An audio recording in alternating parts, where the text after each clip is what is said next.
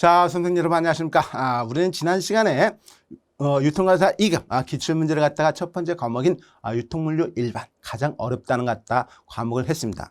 자, 그러면 가장 쉬운 과목이 뭐냐고 물을 수도 있겠죠. 가장 쉬운 과목은요, 이제 지금부터 나오는 바로 상권 분석이에요. 여러분, 이 과목이 가장 쉬워요. 저는 오프라인 온라인 강의를 할 때마다 강조를 합니다.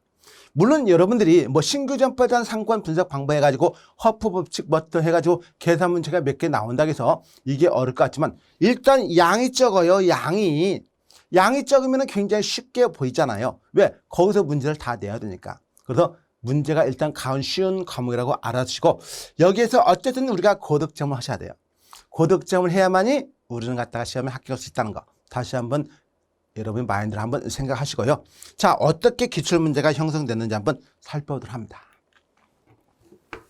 여러분들 26번부터 시작하고요. 사실 이런 문제, 여기에 나오는 소매점 매출 결정의 이유는 크게 입지 요인과 이거예요. 상권 요인으로 구분할 수 있다. 이거예요. 그 다음에 입지 요인에 속하지 않는 건, 즉 한마디로 말하면 뭐예요? 상권 요인은 뭐냐 이거예요. 상권 요인. 근데 우리가 이미 여러분께 설명드렸듯이 입지 요인은 다른 게 아니에요. 입지 요인은 유동성 고객, 유동 고객에 초점을 맞추는 것이고 상권 요인은 뭡니까? 목적 고객에 초점을 맞추는 게 목적 고객. 자, 여러분, 목적 고객이 뭡니까? 목적 고객이 기본적으로 목적 고객은 다른 게 아니에요. 내가 택배를 붙이고 싶다.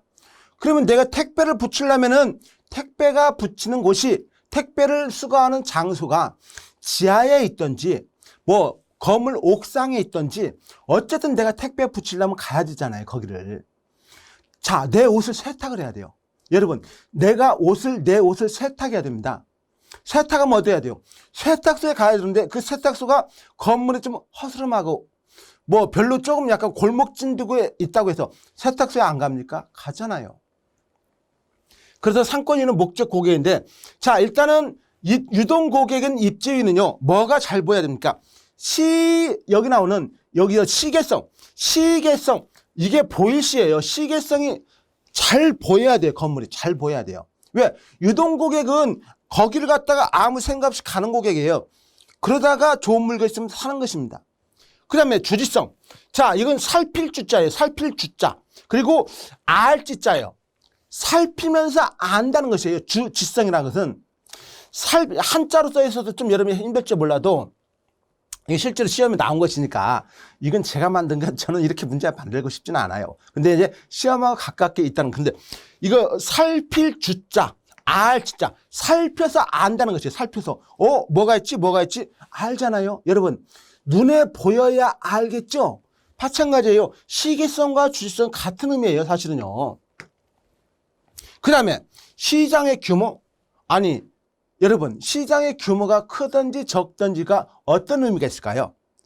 세탁소가 좀 떨어진 곳에 있다 해서 내가 세탁소 안 갈까요? 가죠. 시장의 규모하고 세탁소하고 내가 관계가 없겠죠. 세탁소하고 시장의 규모하고 내가 택배를 붙이는 데하고 관련이 없겠죠. 왜? 내가 택배를 붙이려면은 세탁을 하려면은 어쩔 수 없이 거기 가야 되니까. 시장의 규모는요, 무슨 규모?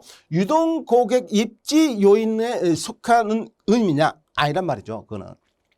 자, 그런 다음에 고객 유도시설 같은 경우. 고객 유도시설 같은 경우는 기본적으로 여기는 고객이 갔다가 어디로 가느냐 이건 알려줘야 되잖아요. 이것도 마찬가지예요. 이것과 같은 의미예요, 사실은. 당연히 이것도 고객 유도시설은 뭡니까? 동선이죠. 동선.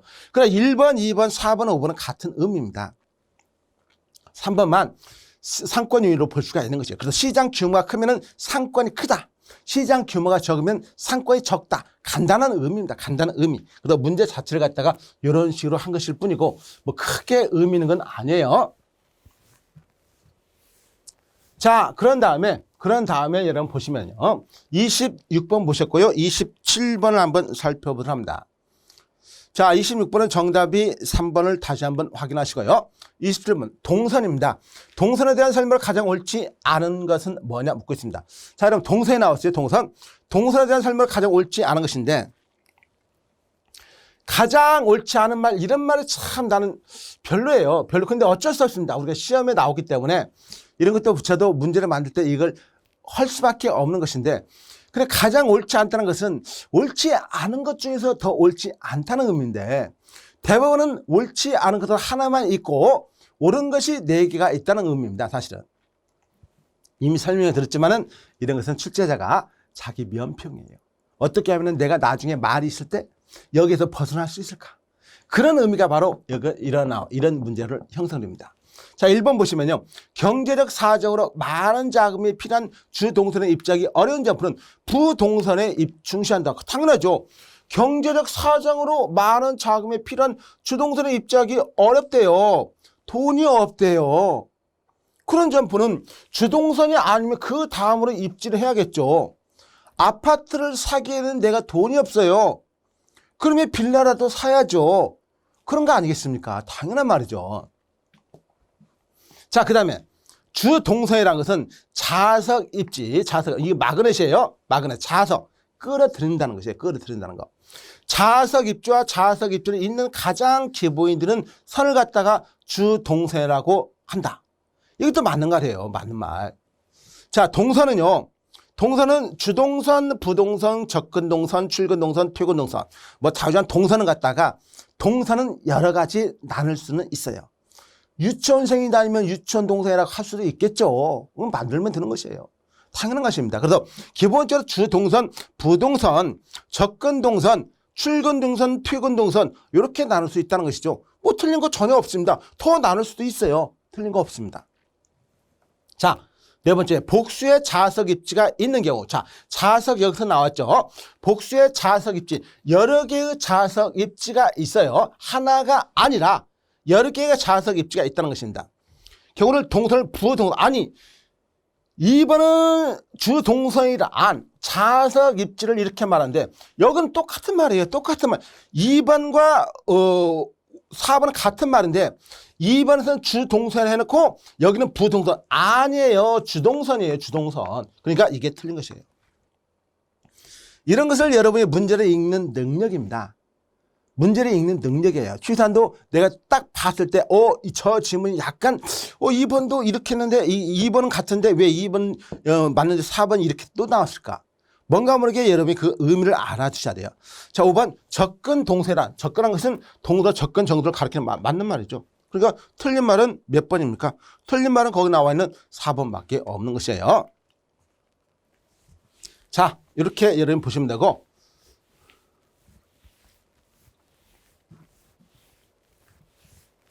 자, 그 다음에 27번 맞고요. 28번 보도록 합니다. 소비자 C가 이사를 했대요. 아래 글상자는 이사 이전과 이사 이후의 조건을 기술하고 있다. 허프의 수정 모형을 작용했을 때, 자, 이사 이전, 허프의 수정 모형이에요. 수정 모형 뭡니까? 공식이 뭘까요? 매장 면적에 비례하고 거리 제곱에 반비례다. 자, 이거예요. 그냥 수정 모형은 매장 면적에 비례하고 거리의 제곱에 반비례한다. 요거잖아요. 요거. 수정 모형을 적용했을 때 이사 이전과 이후에 소비자 C. 자, 이사 이전과 이후 두 개로 나는데 소비자 C가 소매 지출에 의해서 A 점표 점유율 변화. A 점표를 갖다가 이사 이전은 이만큼 갔는데 이사를 하고 난 다음에는 이만큼 간다. 그러니까 원래는 이렇게 갔는데 이사하고 난 다음에도 이렇게 간다. 이걸 말합니다. 그러면은 점유율 가장. 자, 소비자 C는 오직 2개의 소비단지 A와 B만을 이용한대요. 이리 소비 지출은 일정하다. A와 B의 규모는 동일하다네. 아하. 매장 면적은 동일하다네요. 이사 이전은 C의 거주지와 B의 사이 거리가 C의 거주지와 A, B. 자, 이게가 키워드예요, 이게. 이거하고 이거예요. 왜냐면 이사 이전, 이사 이후니까. 이거 C, D번과 R를 알아줘. 자, 그러면 C가 있습니다, C. C가 있는데 이사 이전 한번 다, 이사 이전. 이사 이전 한번 따져볼게요. 이사 이전. 그러니까 쉽게 말하면 C가 여기서 여기 D에서 보시면 C의 거주와 A, B 사이의 거리가 A, B가 A 정도가 A가 여기 정도 있었고 B 거리가 거주와 A 사이의 거리가 2배다. C의 거주자 B와 사이의 거리가 C의 거주자 A 사이에 2배다. 이렇게 나온 거예요. 그러니까 2, 4, 이전의 시의 거주지와 B 사이의 거리가 시의 거주와 A 사이에 2배 있다. 그러니까 B가 이 정도 된다는 말이에요. 이 정도. 자, B 점프가 이렇게 떨어져 있다는 것이에요. 이게. 그러니까 쉽게 말하면 여기가 1km라면 여기는 몇 킬로? 여기 2km가 된다는 것이에요. 2배니까. 매장의 규모는 똑같아요. 그러면 이 공식을 이용해서 한번 한다면은 이 공식을 해서 A 점프를 방문할 확률을 한번 계산을 해본다면은 어떻게 됩니까? 매장 면적이 그냥 1이라 1. 그 다음에 거리의 제곱, 거래라고 썼네요. 거리예요, 거리. 간혹 가다가 이렇게 씁니다. 그래서 말은 그렇게 해놓고 글씨가 다를 수가 있어요. 이런 건 여러분이 그래서 질문을 갖다가 항상 하셔야 돼요. 제가 모르고 쓴 것도 아니고 어쩔 수 없이 그 순간을 갖다 착각하고 간혹 가다가 쓸 수가 있습니다. 거리 제곱이에요. 그러다 거리가 1km예요. 1km. 1km의 제곱입니다. 1km. 1km의 제곱이에요.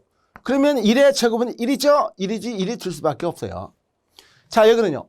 역시 똑같아요. 매장 면적은 1이고 거리의 제곱은 2km예요. 2km. 2km의 제곱이죠. 4분의 1이죠. 4분의 1. 4분의 1은 뭡니까? 0.25죠.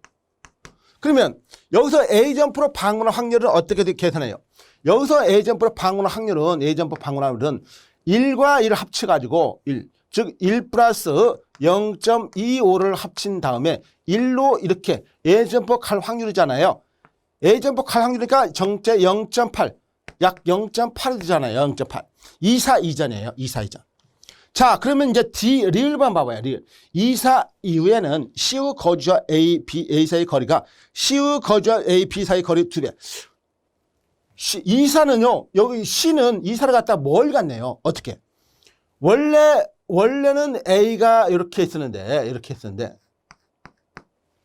A가 있었는데 이렇게 이제 더 멀리 갔어요. 그러니까 C의 거주지 A 사이 거리가 C와 B 사이 거리가 2배가 됐다는 것은 더 멀리 갔다는 것입니다. 그래서 다시 한번 본다면 2, 4 이후에 C의 거주지와 A 사이 거리가 C의 거주지와 B 사이 거리가 2배겠다. 이번엔 이렇게 갔네요. 이렇게 해가지고 여기가 B가 여기 있었으면은 이제 이렇게 A로부터 여기가 2km였죠. 2km. 여기 2km 있어요. 그러니까 여기가 2배니까 이게 4km가 되겠죠. 4km. 이제 이렇게 간 것이요. 이렇게. 그러니까 A점프로부터 더 멀리 떨어진 곳으로 C가 이사를 간 것이요. C가. 이게 바로 2, 4 이후입니다. 2, 4 이후. 2, 4 이후. 그럼 똑같아요. 똑같이 계산 한번 해보면은 여기는 이제 이건 틀리죠. 뭡니까? 여기는 아까 이렇게 해가지고 1km 했지만은 여기는 이렇게 쭉 가니까 4km. 4의 제곱. 16이죠. 16. 16이고 0.0 뭐 625인가? 자, 이렇게 될 것이에요. 그 다음에 여기는 똑같이 무엇입니까? 똑같이 4분의 1이에요. B는 갖다가 4분의 1. 또 계산했던 것이 똑같으니까 4분의 1. 0.25. 자, 그러면은 여기에 나와 있는 숫자하고 여기에 나와 있는 숫자를 합쳐가지고 A로 간다 이거죠. 여기로. 그래서 0.0625, 0.0625, 0.25. 이거에서 0. 이렇게 한다면은 이 0.2 정도 된단 말이죠. 0.2 정도. 자, 그러면은 기본적으로 뭡니까? 0.8에서 0.2로 줄어들었다 이거죠. 즉 4배가 감소했다 이거예요. 4배가 감소했다는 거. 그래서 보시면은 4배가 감소를 했는데 이 말 자체가 4배를 감소한 것이에요. 이건 계산 문제니까 물론 이제 여러분들은 이렇게 천천히 계산할 필요는 없어요. 빠르게 계산하면 되는 것이고 이렇게 하는 것이고 수정업부 모델을 이용한 것이니까. 그리고 이렇게 하면 어떻게 증가를 했겠느냐? 감소를 했겠느냐? 증가했겠느냐? 당연히 감소를 했죠. 4분의 1로 감소한 것이 4분의 1. 즉 80%에서 여기 80%에서 0.8에서 0.2니까 4분의 1로 감소가 된 것입니다. 정답은 5번이 되겠네요. 5번. 자, 이 계산 문제가 조금은 여러분들이 좀 이렇게 계산해서 제가 좀 하니까 좀 어려울지 몰라도 이 정도는 좀 알고 있으셔야 되고, 이거는 문제를 푸는 사람은 맞출 수가 있고 못 푸는 사람은 당연히 못 맞추는데, 문제가 어려운 건 절대 아니에요. 문제를 갖다가 어느 정도 해석을 하느냐, 해석의 차이에서 결정이 나는 것입니다. 해석의 차이에서. 자, 29번 보도록 합니다. 29번. 다음 소매 업종 중에서 매장 면적당 지대가 가장 싸다는 것이에요. 가장 싸고 최고가 지대에서 가장 멀리 뜨는 거. 자, 최고가 지대란 건 뭡니까? 지대란 것은, 여기 지대란 것은 땅값을 말합니다. 땅값. 지대란 것은요, 땅값을 말해요. 땅값. 그 땅값을 말합니다. 땅의 가격. 그리고 이걸 지대라고 하는데, 그러면 땅이 어디가 가장 비쌀까요, 여러분? 도심 중심부가 가장 비싸죠. 대한민국도 마찬가지예요. 1위부터 10위까지가 가장 비싼 땅, 1위부터 8위까지가요, 명동에 있어요. 우리나라 가장 비싼 땅 뭡니까? 명동 네이처 리퍼블릭 앞에 있는 1제곱미터당. 1제곱미터당 공시지가가 2억이에요. 2억이 넘어요. 그러니까 한 평이면 6억이에요. 거의 7억 가까이 돼요. 근데 공시지가가 그러니까 실거래가는 10억 가까이 된다는 것이에요. 한 평당. 한 평당 10억. 아무 생각 없이 지하철역 명동역 5번, 7번 출구 내려가가지고 거기서 쭉 가면 명동으로 쭉 내려가면 돼요. 거기에 바로 거기 가자마자 한 50m 정도 내려가면 네이처 리퍼블릭이라는 화장품 가게가 있습니다. 거기가 가장 비싼 땅이래요. 왜 거기가 가장 비싼지 나도 아직도 이해를 못하겠어요.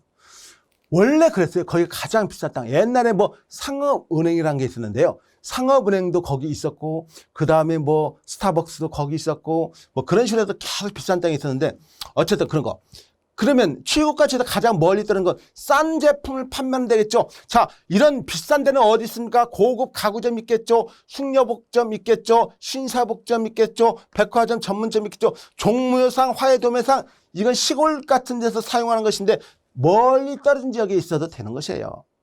그래서 여러분들이 간혹 가다가 시유가게에 있으면은 비닐하우스 쳐 있고 거기서 꽃 같은 거 팔잖아요. 화해 도매상 같은데 거기를 말하고 있습니다. 그리고 당연히 정답은 3번이 되겠죠. 자, 3번이고 이런 거에서 시간 지체하면 안 돼요. 자, 30번. 30번은 상권 분석 방법 중 하나는 유추법입니다. 유추법의 아날로그 메소드. 유추법을 누가 말했을까요? 자, 사과나무 교수 애플바움이 말했어요. 애플바움이 말한 유추법과 관련이 없는 것은 뭐냐. 자, 그는 애플바움 교수는 CST로서 유추법을 보완했었죠. CST로서 유추법을 보완했죠.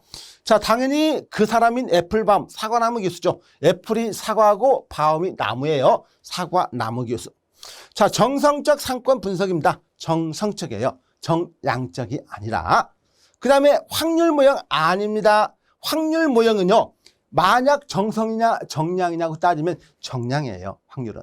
당연히 확률적 모형은 누굽니까? 데이비드 허프 모형이 확률이죠. 가장 허프, 루스, MNL, MCI 모두가 확률적 모형이에요.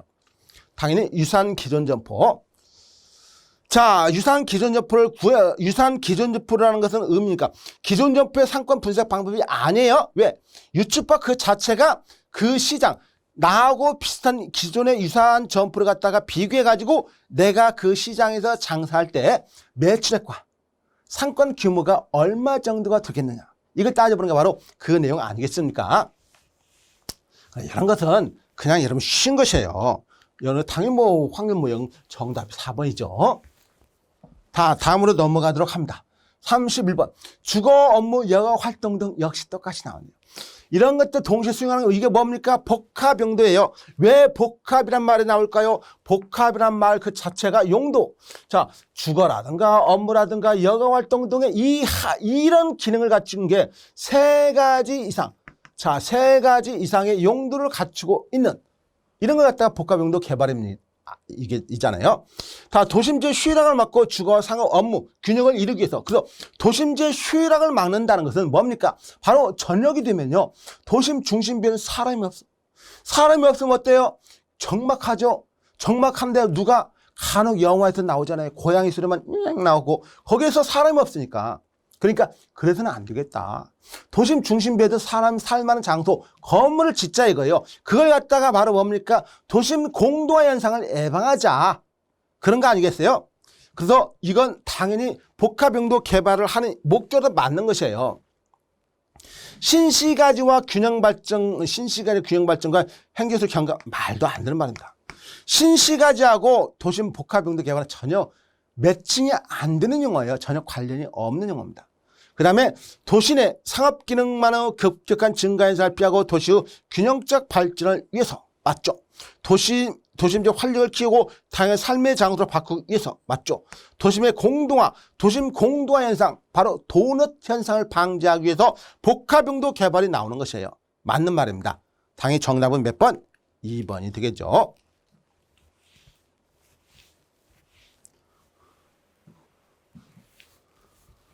자, 그런 다음에 이제 다음 32번을 넘어가도록 합니다. 동종의 점포들이 특정 지역에 몰려서 집경력, 즉 고객 유인 효과가 감소하는 현상을 설명하는 입지 원칙으로서. 자, 모르는 것은 뭐냐? 이건 뭐 다른 건 뭡니까? 여기서 동종의 점포들이 특정 지역에 몰렸습니다. 이건 이종이 아니라 동종 같은 것이에요. 사실 이거는 갖다가 어떻게 되면은 좋은 점도 있고 나쁜 점도 있어요. 그 동종 업종의 점포들이 특정 지역에 한 곳에만 몰려 있어가지고 오히려 고객들을 집경력, 즉 고객 유인 효과가 감소하는 현상이 있습니다. 대부분은요, 동종 업종의 점포들이 특정 지역에 몰려 있으면은 고객을 많이 끌어들입니다. 이건 누적 유인의 원칙 또는 동반 유인의 원칙이라고도 해요. 이런 것을. 근데 여기서 그래서 동반 유인의 원칙이 여기 나왔지만은 그런 걸 말하는 게 아니라 감소하는 현상입니다. 사실 감소하는 현상은 그렇게 많지가 않아요. 근데 이론적으로 여러분이 배우는 입장이니까 만약에 동종의 업종의 점포들이 한 곳에 모여 있어가지고 고객들이 그곳에 오는 것을 감소시킨다. 대부분은 증가를 합니다. 왜? 신당동 떡볶이 골목. 거기 신당동 가보세요. 떡볶이집 가게가 무지하게 많이 있어요. 전국에서 다 와요. 신림동 순대촌. 혹시 전국에 계신 분들은, 지방에 계신 분들은 어딘지 모르겠지만 저는 서울 살기 때문에 서울 지명만 말하고 있습니다. 예. 신림동이라는 데가 있는데 신림동은 거기 그 순대가 많이 있고 신당동은요 동네 이름인데 거기 떡볶이 가게가 많이 있어요. 근데 여러분 용산의 전자시장 아시잖아요. 용산 전자시장 동종의 업종과 점포가 한동에 밀집되어 있습니다. 근데도 다 와요. 그런데 이론적으로 만약에 감소한다면 이거예요. 감소한다면 점포가 너무 많이 있어서 말 그대로요. 점포가 몰려있다. 점포가 한꺼번에 점포가 너무 많이 있다. 이런 것은 뭘 말하고 있습니까? 점포가 밀집되어 있다는 것이에요. 그래서 점포 밀집의 원칙이라는 것이에요. 이런 것을, 이런 자체를 갖다 요 내용이 점포 밀집의 원칙을 말하는 것이에요. 밀집 원칙. 이론적으로. 그래서 정답은 당연히 이 내용을 말한 것은 4번입니다. 뭐 사실 갖다 이런 것이 어려운 것이 아니고 그냥 단순하게 여러분이 그렇구나라고 하면 아시면 돼요. 대부분의 동종업종의 점포가 모여 있으면은 사람을 많이 끌어들이는 현상이 있는데 여기서는 이렇구나라고만 아시면 된다는 것이에요. 이렇구나라고만. 33번. 해당 지역의 지역형 백화점뿐만 아니라 부도심 및 도심 백화점까지 포함하며 특정 지역에 위치한 백화점 상권 경쟁 구조를 분석하는 방법으로 옳은 것은 뭐냐? 자, 여러분. 여기에서 묻는 건 뭡니까? 해당 지역의 지역형 백화점뿐만 아니라 부도심 또는 도심까지 커지고 있어요. 커지고 있어요. 뭔가 모르게 커지고 있어요. 커지고 있어요. 이렇게 커지고 있어요. 이걸 뭐라고 합니까? 여러분들 눈썰미가 밝은 사람 다 알 수 있어요. 이 계층성으로 형성돼요. 계층성. 계층성이라는 건 뭡니까? 계층성. 크기 순서로 말하는 것이에요. 직급이 아니라, 계급적인 직급이 아니라, 계층 크기와 적음과 크기. 이런 걸로 나눠주는 거예요. 그래서 해당 지역의 지역형 백화점뿐만 아니라 부도심 및 도심, 그러니까 지구형, 광역형 이렇게 나눠준다는 것이죠. 이런 것은 포함해 특정 지역 위치한 백화점 상권 경쟁. 이건 뭐 계층성으로 나누는 걸 고르시면 돼요. 계층성. 계층성이라는 것은 이 계자가 들어간 말이 하나밖에 없잖아요. 계층이라는 것은 업태별 이거 아니죠. 업태별 아니죠. 업종 아니죠. 잠재 아니죠. 경쟁 아니죠. 이렇게 이 계층, 계층 맞아요. 이거예요. 정답 이걸 말한 것입니다. 그래서 이런 것이 사실 이렇기 때문에 문제가 쉽다는 것이고 단지 여러분들이 이 상권을 갖다가 제가 강의를 하다 보면은 젊은 친구들하고 조금 직장에 다니시는 분들하고 확실하게 차이가 많이 나요. 직장에 다니시는 분들은 고개를 끄덕거립니다. 젊은 친구들은 오히려 조금 어려워 보이나 봐요. 왜? 익숙치가 않아서 그래요. 익숙치가. 뭐든지요. 익숙하면 쉽게 보여요. 익숙치가 않으면 어렵게 보입니다. 자, 그런 의미를 여러분이 알아주면 되고 33번 받고 33번의 정답이 5번이라는 걸 바꿔요. 34번. 자, 토지의 이용 및 건축물의 용도, 건폐율, 용적률 높이 등에 관한 국토계획법과 관련한 설명으로 옳지 않은 것. 자, 이런 것입니다. 여기 국토계획법이라는 게 있는데 갑자기 우리 시험에 국토계획법이 생뚱맞게 왜 나오냐. 간혹 나와요. 간혹. 2년에 한 번, 3년에 한 번씩 나오는데 이런 걸 갖다가 하기 위해서 거기에다가 모든 교재에다가 국토계획법을 써놓을 수가 없잖아요. 이런 것을 문제에서 보는 것입니다. 문제에서. 그래서 이게 옳지 않은 것이에요. 옳지 않은 거. 자, 거기 1번에 도시지역과 취락지역은 용도지역의 종류들이다. 자, 용도지역의 종류들을 하는데 자, 여기서요. 기본적으로 여기서 우리가 이 용도라는 것은 아마 국토계획법 6조에 나와 있어요. 그 용도에 따라서 나와 있는데 우리가요. 여기에서 주거지역이 있습니다. 주거지역이 있는데 주거지역은요. 실제로 보면은 기본적으로 주거지역은 집을 갖다가 쉽게 짓거나 부술 수도 있겠죠. 왜? 그 토지의 용도가 주거지역. 우리가 지적법에 따르면 토지의 용도를 18개로 구분이 되고 있어요. 그래서 기본적으로 거기 주거지역은 집을 갖다가 마음대로 지을 수가 있습니다. 그러니까 주거지역에다가 가게를 내가지고 뭐 거기다가 갑자기 가게를 하면 안 돼요. 준상업지역 같은 데는 가게를 낼 수 있지만은. 그러니까 주거지역은 기본적으로 집을 갖다가 마음대로 짓고 허물 수가 있기 때문에 말 그대로 내용은 맞아요. 근데 여기 취락지역이라는 게 있는데 취락지역은 이 취락지역이라는 그 말 자체는 다른 게 아니라 이 취락지역은요. 시골에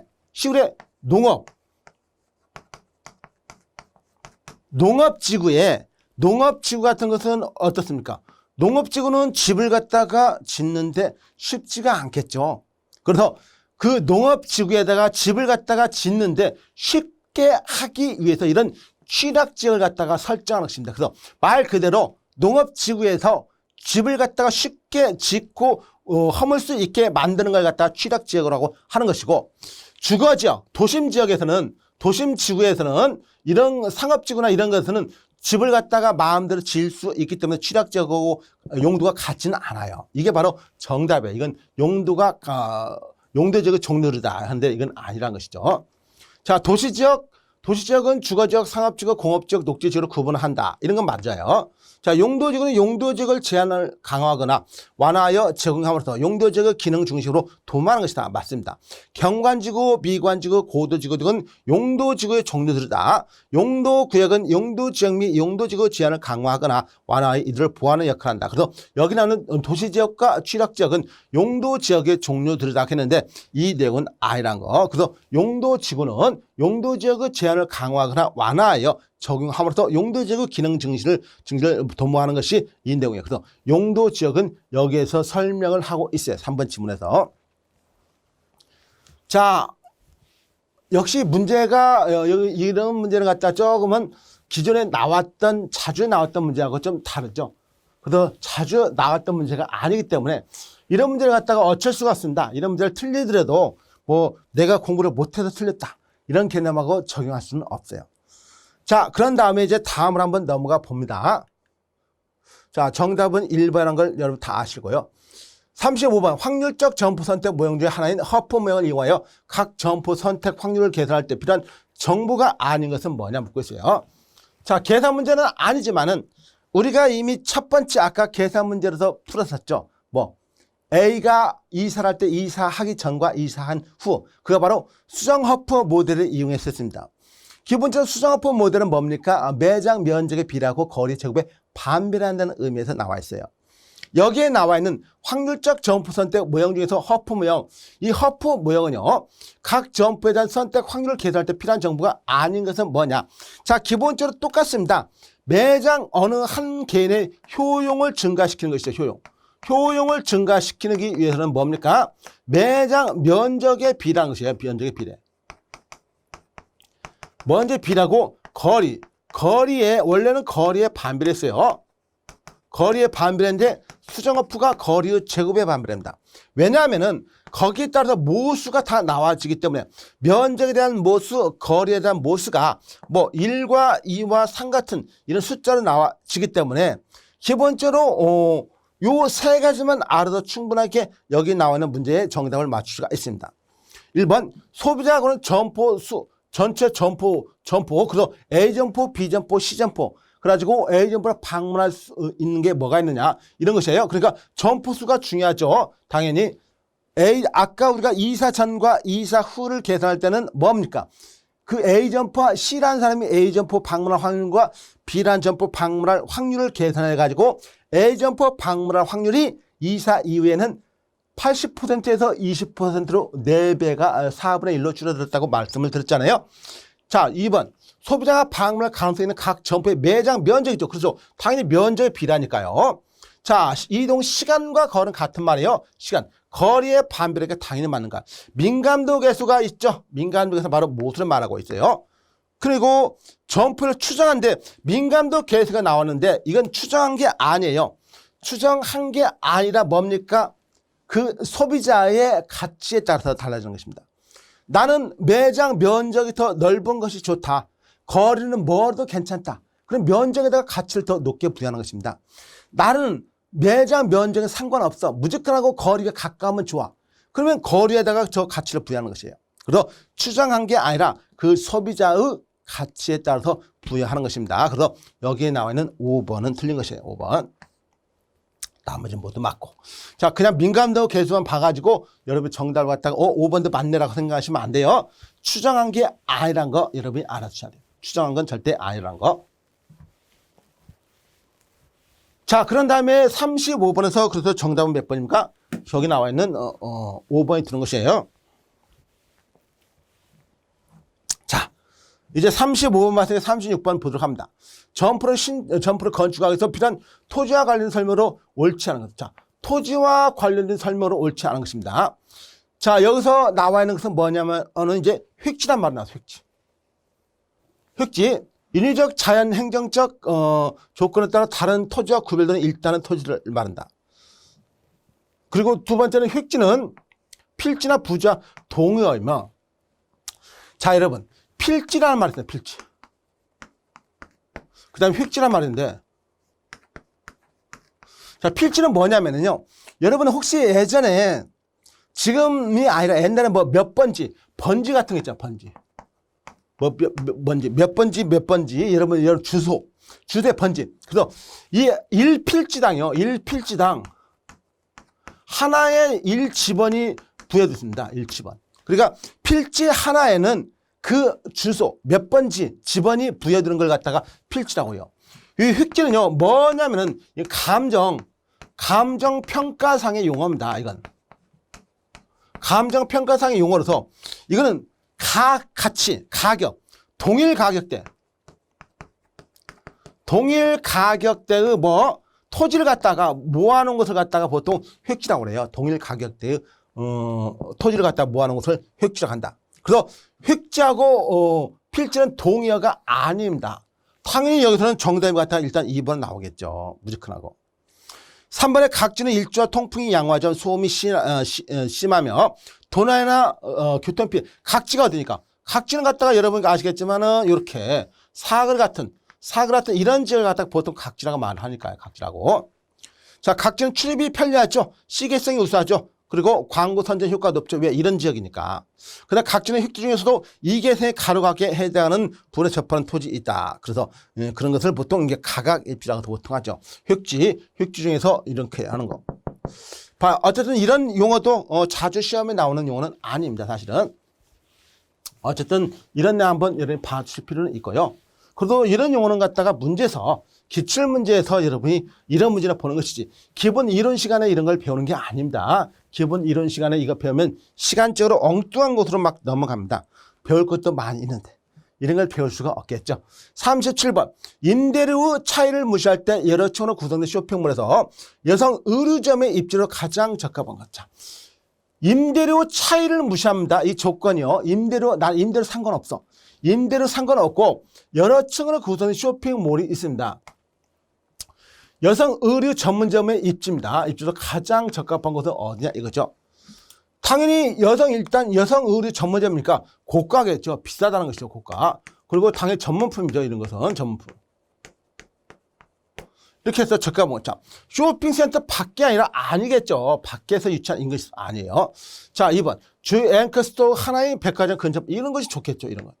남성 의류 전문점. 남성이 아니라 여성이라니까요. 여성과 남성은 다르죠. 차원이. 일단은 옷 자체가 뭐 서로 갖다 여성 옷 사면서 남성 옷 사지는 않으니까. 그런 의미가 있어요. 어때 그런 거. 자, 역시 4번. 다른 여성 의류 전문점들과 멀리 가까이 있는 게 좋아요. 멀리 떨어지면 안 좋아요.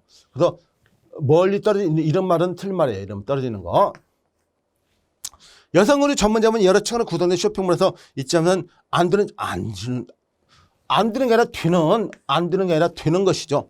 자, 그래서 정답은 갖다가 2번밖에 없어요. 2번 내용을 갖다가 정답으로 할 수 있다는 거 알아주시면 되고. 자, 이런 것도 역시 뭐 어려운 것은 절대 아니고 우리가 풀 수는 있는 문제죠. 이런 것은 당연히 쉽게 풀어야 되고요. 자, 그런 다음에 이제 다음 문제 38번 한번 넘어가 봅니다. 일부 소매출 동일한 상권에서 여러 개의 점포를 출점한다. 연매출 1,000억 원을 올리는 점포 1개보다 750억 원을 올리는 2개의 점포를 출점하는 것이 더 이익이란 논리이다. 다음 중 이런 소매출 논리에 해당하지 않는 것은 뭐냐 묻고 있어요. 자, 여러분이 보시면은요. 일부 소매업체는 동일한 상권 안에서 여러 개의 점포를 출점한다. 연매출 1,000억 원을 올리는 점포. 자, 일단 이런 프랜차이즈 한번 생각해 볼게요. 본부와 가맹점 입장 한번 생각해 볼게요. 가맹점. 이거는 여러분 여기는 다점포 경영을 지금 말하고 있어요. 다점포 경영. 그래서 본부 입장에서는 자, 연매출 1,000억을 올리는 점포 한 개보다는 750억 올리는 2개 점포. 자, 2개의 점포니까 여러분 어때요? 2개 점포 합치니까 750억 2개 점포가 모두 1,500억이잖아요. 1,500억. 자, 여러분 1,000억이 있어요. 1,000억이 있고 1,500억이 있습니다. 만약에 본부 입장에서는 어느 걸 더 선호할 것 같아요? 당연히 1,500억을 선호하겠죠. 1,500억. 왜? 1,000억보다는. 그리고 가맹점 있습니다. 가맹점. 750억 있습니다. 1,000억 있어요. 여러분이 가맹점이라면 750억 매출을 올린 점포가 낫겠습니까? 1,000억 올린 점포가 낫겠습니까? 여러분이 가맹점이라면. 당연히 여기는 1,000억이죠. 1,000억. 그러니까 여러분 보시면 2개 올리는 750원을 올리는 2개 점포를 출제하는 더 이 논리가 뭡니까? 이거죠. 본부 입장. 본부 입장의 논리예요. 본부 입장. 이 1,500원이 더 낫다고 하는 것이에요. 가맹점 입장에서는 1,000억이 나은데. 그러니까 이거는 근본적으로 뭡니까? 본부 입장. 그러니까 다음 중 이런 소매출 논리에 해당하지 않는 것. 즉 의미는 뭐예요? 가맹점 입장에서 설명한 것을 고르라는 것이에요. 가맹점 입장에서. 자, 개별 점포 이익보다 소매업체 전체 이익을 우선해야 한다. 개별 점포 이익보다 소매업체, 즉 본부 전체의 이익을 갖다가 우선시한다. 당연히 이건 이거죠. 자, 자기 점포다 프랜차이즈 전체 똑같은 말이에요. 프랜차이즈 전체 이거죠. 자, 상권에 포함될 때까지는 새 점포를 개설할 때마다 업체 전체 매출 증가한다. 역시 똑같은 내용입니다. 여기도 마찬가지예요. 그래서 여기에 나와 있는 것은 지금 이런 말이고 똑같은 의미고. 자, 그런 다음에 이제 거기서 이제 한번 보시면은 문제 속에 일부 소매업체는 출제한다. 문제 속에 기존 상권 하나의 점포를 개설하면 고객 서비스 품질이 낮아진다. 자, 그 다음에 이 상권 하나의 점포를 개설한다면 업체의 영업 실적은 시장 잠재력에 미치지 못한다고 나와 있어요. 그래서 여러분들이 이 상권이 하나의 점포만 개설하면 업체의 영업 실적은 시장 잠재력에 미치지 못한다고 나와 있는데 이 의미를 여러분이 잘 생각하시면 충분하게 맞출 수가 있는 내용입니다. 그래서 여러분이 그 내용 한번 보시면 되고 어쨌든 그런 내용을 한번 봐가지고 정답을 고르시면 충분히 이해할 수가 있는 문제입니다. 자, 어쨌든 여기 이 38번은 다른 게 아니라 본부하고 가맹점 입장에서 즉 다점포 경영의 입장에서 여러분을 갖다가 묻는 것이니까 본부 입장에서는 이런 내용, 그 다음에 가맹제 입장에서는 이런 내용으로서 여러분이 정답을 고르시면 충분히 맞출 수가 있는 문제입니다. 자, 그래서 이런 것은 조금은 다점포 경영에서 문제가 나왔기 때문에 그렇게 쉬운 것은 아니라는 생각을 들고요. 자, 거기서 이제 우리가 아까 나와 있는 자기 점포보다 프랜차이즈 전체 이익을 우리나라 가맹점에서 이익이 든다는 이런 내용은 틀린 내용이라고 보시면 되고, 자, 39번을 갖다가 여러분 보시면요. 아래 글상자 속에서 해외 점포를 개설할 때 입지 및 상권 분석 단위들에 기술되어 있다. 다음 중 소매점이 입지를 선정할 때 실시하는 분석 단위를 포함하고 있는 것은 뭐냐 묻고 있습니다. 자, 여기서 글상자 속에는 해외 점포를 개설할 때의 입지 및 상권 분석 단위를 기술되어 있다. 다음 중 소매점의 입지를 갖다 선정할 때 실시한 분석 단위를 포함하고 있는 것은 뭐냐 묻고 있어요. 자, 기본적으로 뭡니까? 여기서 묻는 것은 다른 게 아니라 여기서는 요 내용을 지금 말하고 있단 말이죠. 이 내용을. 그래서 이 지역을 말하고 이거 상권을 말하고 특정 입지를 말하고 있는데 여기서 해외의 점포를 개설할 때 입지 및 상권 분석 단위를 기술되어 있습니다. 다음 중 소매점 위치를 선정할 때 분석 단위를 포함하고 있는 건 우리나라가 아니라 해외 점포를 만약 개설한다고 했을 때 이걸 말하는 거죠. 자, 지역인데 국가 전체, 국가가 한 부분, 특정 도시라든가 또는 광역 도시권, 당연히 그 지역은 리저널 맞죠. 상권 트레이드 에리어, 자, 점포의 매출 및 고객의 대부분을 포함하고 있는 연속적인 공간이다. 자, 스페시픽 사이트. 자, 특정 입지를 말해요. 점포가 입점을 특정 부지를 말한다. 맞아요. 모두 분석할 수 있는 것은 여기 다 가나다가 모두 포함되어 있는 것입니다. 그래서 가번과 나번, 다번이 모두 포함되어 있는 5번을 여러분이 정답으로 하시면 역시 내용 쪽으로 맞는 말입니다. 그래서 여기 내용은 정답이 5번이고요. 자, 그래서 39번에서는 뭐 해외가 아니라 그냥 국내라고 생각을 하셔도 충분하게 맞는 말입니다. 이거는 뭐 굳이 갖다가 지문해서 왜 해외에다가 점포를, 그리고 우리나라 사람이 왜 굳이 해외에다가 점포를 세울까요? 그런 말은 굳이 갖다가 이렇게 할 필요가 없는데 그냥 아래 글상자에서 소매점의 입지를 선정할 때 분석 단위들을 포함하고 있는 것은 뭐냐고 물어야지 왜 여기에다가 이 말을 갖다가 했는지 조금 아쉬움이 있어요. 어쨌든 그런 내용. 40번. 40번에서 묻는 건 뭐냐면은 아래 글상자는 점포의 매매와 임대차 시한 시에 반드시 확인해야 하는 공적 서류, 즉 부동산 공부 서류에 대한 내용이다. 부동산 공부 서류래요. 이런 것이. 이거에 대한 내용으로 해당하는 공부 서류에 대한 순서로 올바르게 나가는 것은 뭐냐 묻고 있습니다. 자, 그래서 여기서 나와 있는 이거 뭐 현소유주 취득과 매매 과정의 압류라든가 저당권의 설정, 해당 건물 등의 특징 이런 것이 나왔어요. 자, 그다음에 건축물의 위치라든가 이런 거 뭡니까? 자, 기본적으로 이렇게 나와 있는 것은 이건 뭐 등기상 전부문, 흔히 말해서 우리가 등기부 등본 같은 걸 말하죠. 등기부 등본. 그리고 이건 등기부 등본이에요. 등기부. 우리가 등기부 등본을 갖다 띄워보잖아요. 어디 갔을 때. 그래서 이런 걸 갖다가 보통 말하고요. 이걸 등기사항 전부 명세서라고도 보통 말하는데 우리가 실무적으로 말할 때는요. 실제적으로 여러분이 그냥 일반적으로 야, 또 그 집에 들어갈 때 혹시 말이야 전세를 들어갈 때 그 집에 어떤 뭐 얼만큼 저당금이라든가 어떤 압류가 돼 있는지 혹시 등기 등본 띄워봤어라고 보통 말해요. 법원이라든가 그런 데서 보통 우리가 띌 수가 있는 것이죠. 자, 그런 다음에 건축물의 위치, 면적, 용도, 그 다음에 토지의 지번이라든가 이런 거, 지역, 그 다음에 지구 등의 지정 여부, 이렇게 쭉 나와 있어요. 행위 제한 등의 내용. 그 다음에 토지 소유 지번. 이런 것도 마찬가지입니다. 이런 것도 토지 개발 이용 확인원이라든가, 그 다음에 지적도라든가 건물 토지 대장. 자, 이런 것은 뭐라고 말할 수 있어요? 이런 것은 갖다가 거기 나와 있는 토지 이용 계획. 그냥 토지를 갖다가 어떻게 이용하느냐. 토지 이용하는 거. 이런 걸 보통 말하고, 이런 거 말하고. 그 다음에 여기서 나와 있는 것은 거기 지적도 같은 내용. 뭐 이런 식으로 해서 쭉 나와 있는 것이고 한번 여러분이 나와 있는 지문 한번 잠깐 거기서 이 지문상 밑에 나온 사항을 보신다면요. 이렇게 1번부터 나왔죠. 1번. 그래서 이 등기사항 정보 증명서 토지 이용 계획 확인은 지적도 건축물 대장 토지 대장. 그 다음에 건축물 대장 등기사항 정보 명세서 지적도 토지 이용 계획 확인은 이렇게 나와 있고 그 다음으로 또 넘어가서 등기사항 정보 증명서 건축물 대장 이렇게 나오는데 아까 설명드렸던 네모 박스에 있는 것이 여기서부터 설명드린 것이에요. 사실 이게 등기부 등본이에요. 그 다음에 건축물 대장이고 토지 대장이 있고 토지 이용 계획 확인원, 그 다음에 지적도, 이런 내용이 나와 있는 것이 바로 아까 우리가 설명드렸던 내용입니다. 그래서 어쩌든 이런 것은 자주 나오는 건 아니에요. 우리 시험이 이상하게 이런 특징적인 기출문제를 나왔던 걸 갖다가 제가 한번 보는 것이지만은 이런 지문 문제가 자주 나오는 건 아니고 우리가 문제에서만 한번 볼 수 있는 것이고, 여기 아까 했던 거 기억번, 니은번, 디귿번, 리을번, 미음번, 등기사항 전부 증명서라든가 건축물 대장, 토지 대장, 토지 이용계획 확인원, 이런 것을 등기사항 전부 증명서를 그냥 등기부 등본이라고 우리가 일반적으로 쓴다고 말씀드렸습니다. 그런 내용이고 한번 참고만 해 주시면 충분합니다. 굳이 이걸 갖다가 여러분이 달달달달 암기해가지고 여러분이 보실 필요가 없다는 거 알아주시면 되고요. 자, 그런 다음에 이제 다음으로 한번 넘어간 41번 한번 살펴보시면요.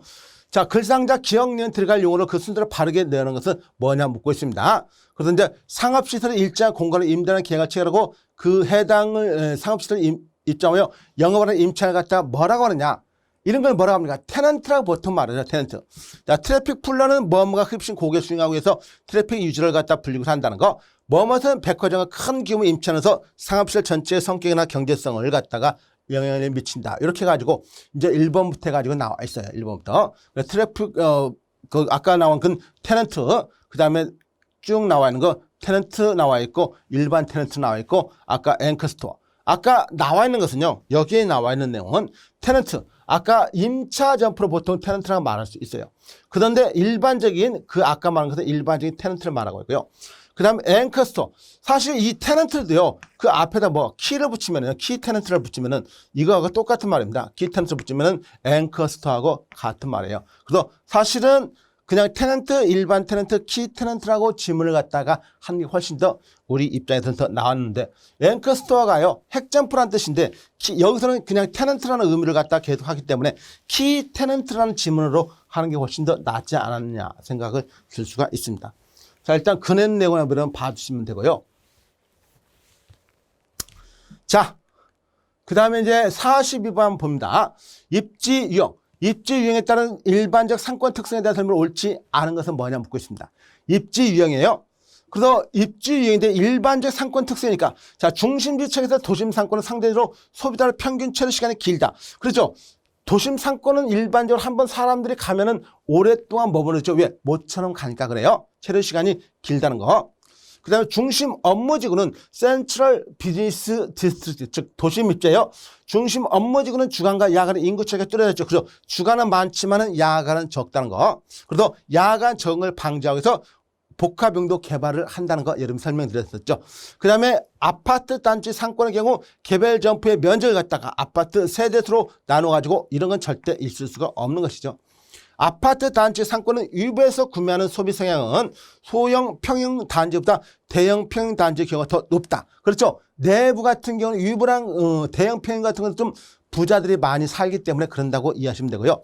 그 다음에 5번째 역세권 상권은 대중교통이 집중되는 연결점이기 때문에 입체적으로 고밀도 개발을 이루어지는 경우가 많이 있다. 이런 건 다 맞는 말입니다. 이런 것은 맞는 말이고 여기 나와 있는 3번만 틀렸네요. 3번만 아파트 상권의 경우 개별 점포의 면적은 아파트 세대수로 나눠가지고 점포 입지 적정. 절대 이렇게 할 수가 없죠.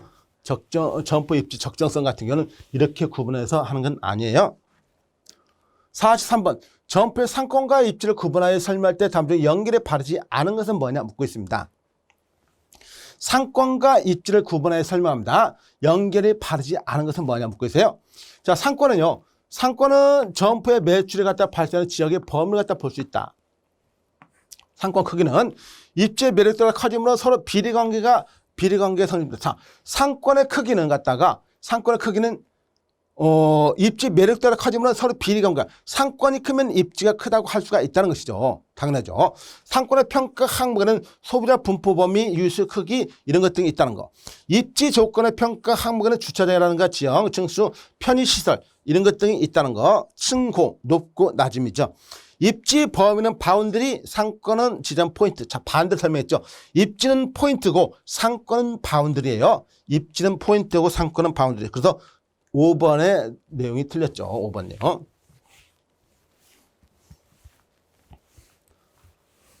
자, 이제 43번 봤고요. 44번 한번 살펴보도록 합니다.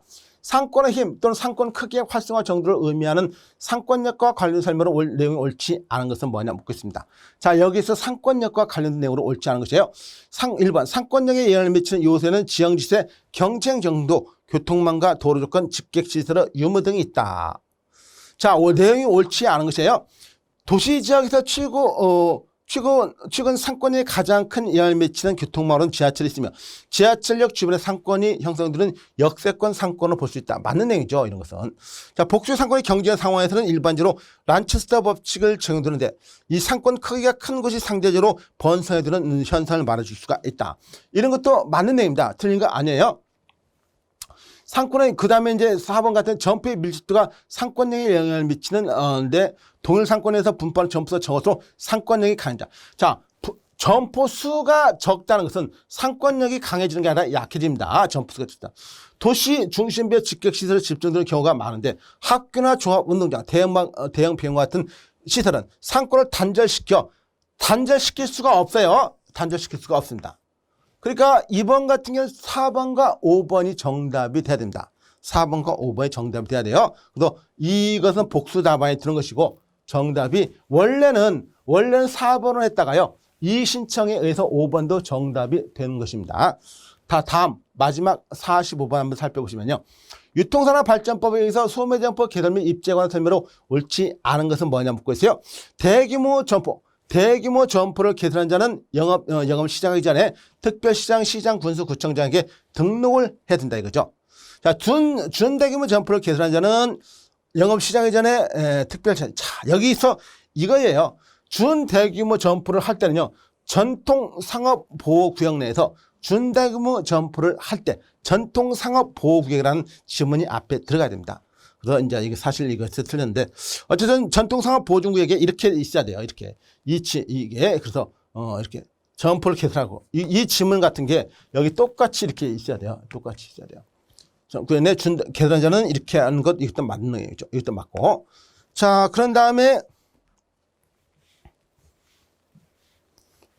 이미 정답 나왔으니까요. 뭐 나온 점포로 나왔으니까 이제 계속 보시면은 4번 대규모 점포 등의 유치가 전통상업 보증구역에 있을 때는 등록을 제한할 수 있다는 거. 대규모 점포 등의 유치가 전통상업 보증구역에 있을 때는 등록의 조건을 붙일 수가 있다. 그래서 여기 나오는 준대규모 점포를 개설한 자는 영업 시작하는 전에 아까 제가 설명드렸죠. 전통상업 보증구역에 준대규모 점포를 개설한 자는 이렇게 한다는 거. 자, 여기까지가 여러분들이 이번에 시간에 배웠을 내용이고요. 다음 시간에 계속 유튜브 마케팅 살펴보도록 합니다. 수고 많이 했습니다.